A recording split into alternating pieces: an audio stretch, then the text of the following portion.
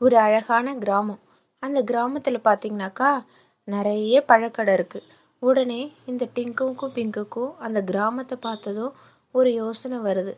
நமக்கும் எந்த தொழிலும் கிடையாது. நம்ம இந்த நியூ இயரை எப்படி கொண்டாட போறோம்னு தெரியல. கையில பணமும் இல்லை. நம்ம இருக்கிற கொஞ்சம் காசை வச்சு நம்ம ஒரு பழக்கடை திறந்தா என்ன டிங்கு அப்படின்னு சொல்லிட்டு பிங்கு டிங்கு கிட்ட கேட்குது. உடனே அதுக்கு டிங்கு சொல்லுது, இது நல்ல ஒரு முடிவாக தான் இருக்கு. நமக்கும் ஒரு கடை திறந்த மாதிரியும் இருக்கும், நமக்கு வருமானம் வந்த மாதிரியும் இருக்கும். நம்மளும் ஒரு நல்ல நிலைமைக்கு வரலாம்ல, நம்ம பழக்கடையே திறந்துருவோம் அப்படின்னு சொல்லவும், சரி நம்ம நாளைக்கே புது பழக்கடை திறக்கிறோம் அப்படின்னு சொல்லிட்டு உடனே பெரிய சந்தைக்கு போயிட்டு தனக்கு என்னென்ன பழங்கள் தேவையோ எல்லாத்தையும் ஒரு பையில வாங்கிக்கிட்டு வந்துடுதுங்க. முதல்ல கொஞ்சம் சுலபமாக இருக்கிற மாதிரி சின்ன சின்ன பழங்களையும் விலை குறைவாக மலிவாக இருக்கிற பழங்களையும் தான் வாங்கிட்டு வருதுங்க. வாங்கிட்டு தன்னோட கடையில் எல்லாத்தையும் அடுக்கி வச்சிடுச்சு. அடுக்கி வச்சுட்டு எல்லாரும் நம்ம கடைக்கு வர பார்வையாக இருக்கணும்னு சொல்லிட்டு முன்னாடியே பழக்கடையை வச்சு எல்லாரும் வாங்க வாங்க, விலை கம்மியாக தான் இருக்கும் இங்கே அப்படின்னு சொல்லிட்டு டிங்கும் பிங்கவும் பழக்கடையில் விற்பனை செஞ்சுக்கிட்டு இருக்கு.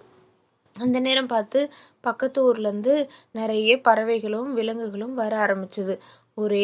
மற்ற எல்லா கடையிலையும் போயிட்டு அந்த பறவைகளும் விலங்குகளும் போய் ஒரு பழமாக விலை கேட்குது. எல்லா கடையிலுமே விலை ரொம்ப அதிகமாக இருக்குது. எல்லா கடையிலும் அதிகமாக இருக்குது. சரி, அந்த புதுசாக ஒரு கடை இருக்கே, அங்கே போய் கேட்டு பார்ப்போம்னு சொல்லிட்டு அந்த யானையும் பூனையும் இந்த டிங்கு பிங்குவோட கடையை நோக்கி வருதுங்க. பரவாயில்ல, இன்னைக்கு நமக்கு 2 கஸ்டமர் வராங்க டிங்கு அப்படின்னு சொல்லிட்டு ஆனந்தப்பட்டுக்குதுங்க. உடனே வந்ததும் அந்த யானை கேட்குது, இங்கே இருக்கக்கூடிய பழங்கள் எல்லாமே ரொம்ப சின்ன சின்னதாகவும் இருக்கு. ஆனா பழங்கள் மிக குறைவாக தான் வச்சிருக்கீங்க. நீங்க புதுசா கடை திறந்திருக்கீங்க, நான் உங்களை இங்க பார்த்ததே இல்லையே சொல்லிட்டு கேட்குது. அதுக்கு இங்க பிங்கு சொல்லுது, ஆமாங்க, நாங்க இன்னைக்கு தாங்க இந்த கடையை புதுசா திறப்பு விழா பண்ணோம். எங்க கடையில நீங்க வாங்குங்க அப்படின்னு சொல்லிட்டு கேட்குது. கண்டிப்பா நான் எல்லா கடையிலயும் விசாரிச்சுட்டு வந்துட்டேன். எல்லாமே விலை ரொம்ப அதிகமா இருக்கு. அதனாலதான் உங்க கடைக்கு வந்தேன். நீங்க என்ன சொல்றீங்க? இந்த ஆப்பிள் ஆரஞ்சுலாம் எங்க கடையில 1 கிலோ ஆப்பிளே 50 ரூபா தாங்க. அதே மாதிரி ஆரஞ்சு 1 கிலோவே 60 ரூபா தாங்க. பரவாயில்லையே, மற்ற கடைகள்லாம் 1 கிலோ ஆப்பிள் 100 ரூபாய் சொல்றாங்க. உங்களுக்கு 50 ரூபா குறைவா இருக்கே, உங்களுக்கு இதுல நஷ்டம் இல்லையா அப்படின்னு சொல்லிட்டு அந்த யானை கேக்குது. இதுல எங்களுக்கு என்னங்க நஷ்டம்? நாங்களே அந்த கடையோட ஆப்பிளுக்கு போது எங்களுக்கு அளவுல குறைவா தான் இருக்கு. அப்ப நாங்க அதுக்கு உண்டான காசை வாங்குறது தானே நியாயம். பரவாயில்ல, நீங்க ரொம்ப நேர்மையா இருக்கீங்க. உங்க கடையிலே நாங்க வாங்குறோம் அப்படின்னு சொல்லிட்டு 2 கிலோ ஆப்பிள் வாங்கிக்கிட்டு அந்த யானையும் காசும் கொடுத்துடுது. சரி, நாங்க எங்களுக்கு தேவைன்னா உங்க கடைக்கே வாங்கிக்கிறோம் அப்படின்னு சொல்லவும் அந்த டிங்குக்கு பிங்குக்கும் ரொம்ப சந்தோஷம். ரொம்ப நன்றிங்க, எங்க கடைக்கு நீங்க தான் முதல் முறையா வந்திருக்கீங்க. அடுத்த தடவை எங்க கடைக்கே வாங்குங்க அப்படின்னு சொல்லவும், சரி நாங்க போயிட்டு வரோம்னு சொல்லிட்டு போயிடுதுங்க.